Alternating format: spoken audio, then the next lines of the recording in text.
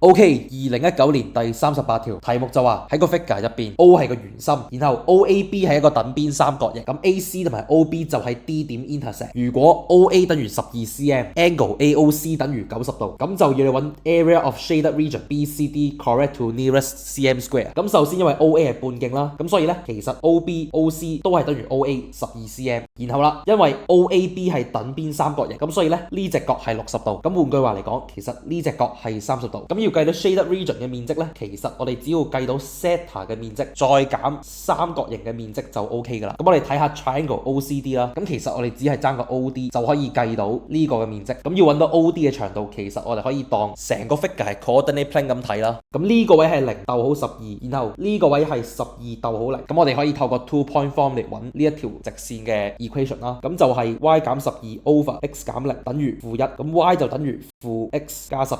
然後呢一條線啦，因為同 horizontal 嘅夾角係60度啦，咁所以咧佢個 slope 係 tangent 60度。咁佢嘅 equation 就係 y 等於 tangent 60度 x。咁因為佢係穿過 origin 嘅，咁所以 y intercept 就等於0啦。咁我哋將呢兩條 equation combine 起嚟咧，咁就會變咗做 tangent 60度 x 等於負 x 加12。咁 tangent 60度 x 再加 x 即係1加 tangent 60度 x 等於12。咁 tangent 60度即係 square root 3。咁所以咧 x 就等於12 over 1加 square root 3。咁 y 就等於 tangent 60度即係 square root 3乘呢嚿嘢啦。咁就會變咗做12 square root 3 over 1加 square root 3。咁其實我哋呢度計嘅 xy 嘅數值咧，都係 represent 緊呢一點嘅。咁因為呢一點係0逗號0啦，咁所以咧 OD 嘅長度就係12 over 1加 square root 3嘅 square 加12 square root 3 over 1加 square root 3嘅 square root， 咁就大概等於8.784 cm。咁所以三角形 OBD 嘅面積就等於1 over 2乘12 8.7846 sin 30度，咁就等於20.354 cm square。咁然後我哋就計呢個 sector 嘅面積啦。咁 sector 嘅面積咧就係派半徑2次度數 over 360度。咁我哋將呢一嚿減呢一嚿就會係答案啦。咁答案咧就等於11.345。